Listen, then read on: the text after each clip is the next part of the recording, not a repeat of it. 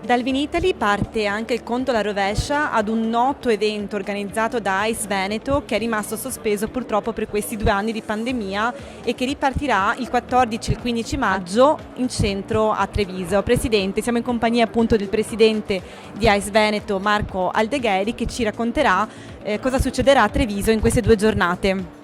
Beh, è un grande ritorno, insomma, dopo tutta questa lunga attesa finalmente ritorniamo in piazza, in questo caso, letteralmente, con l'evento che rappresenta, diciamo, e mette in campo il grosso lavoro che ogni anno facciamo con la guida regionale, la guida Venezia, guida ai vini del Veneto. In questa occasione c'è la possibilità, calice alla mano, di andare, come dire, a confrontarsi con i tantissimi vini che sono stati recensiti e sono oggi consultabili su questa guida. Quindi un banco d'assaggio esteso a tutto il centro storico, occuperà tutti gli spazi più belli del comune di Treviso, con la possibilità di trasformare l'esperienza della degustazione anche in qualcosa che è intimamente legato alla cultura e alla bellezza della città. Oltre al vino, naturalmente, un sacco di eventi collaterali, anche degustazioni guidate, le visite nelle osterie, nei ristoranti che hanno aderito a questa iniziativa.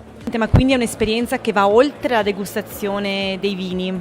Sicuramente sì, direi che Treviso fra l'altro si presta magnificamente a esperienze, diciamo, a 360 gradi, perché potremo confrontarci con questa città, con gli spazi più belli e accedere anche, come dire, a spazi artistici guidati da accompagnatori turistici e naturalmente poter, come dire, immergersi nella ristorazione trevigiana grazie a una bellissima collaborazione con i ristoranti e le osterie del centro storico.